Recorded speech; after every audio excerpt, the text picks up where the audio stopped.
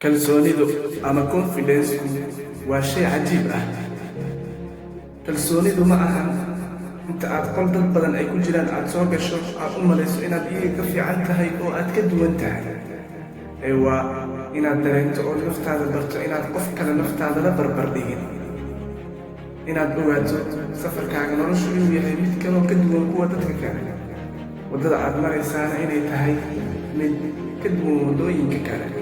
Ha adkaato, ha fududaato, say dooni ha ahaato. Haddaad xishood badan tahay macnaheedu ma aha inaadan kalsooni lahayn.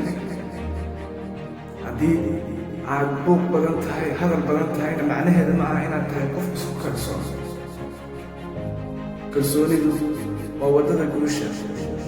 Kalsoonidu waa furaha guusha. Kalsoonidu waa fikirka positive-ka ah mar walba. Dadka qaar ayaa u haysta waxa ka hortaagan waddada guusha inay tahay lacag la'aan, waqti la'aan ama caafimaad la'aan. Balse waxa ugu muhiimsan ee la rabo in la ogaado ayaa ah in waxa kaa hortaagan guusha ay tahay inaadan naftaada ku kalsoonayn. In qaadashadu ay ka horreyso marka hore inaad kalsooni lahaato. Kalsoonidu waa maxay?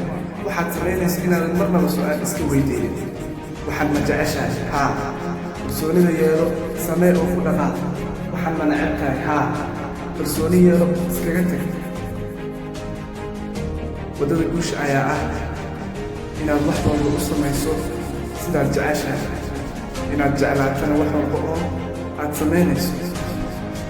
Taas ayaa ah kalsoonida dhabta ah.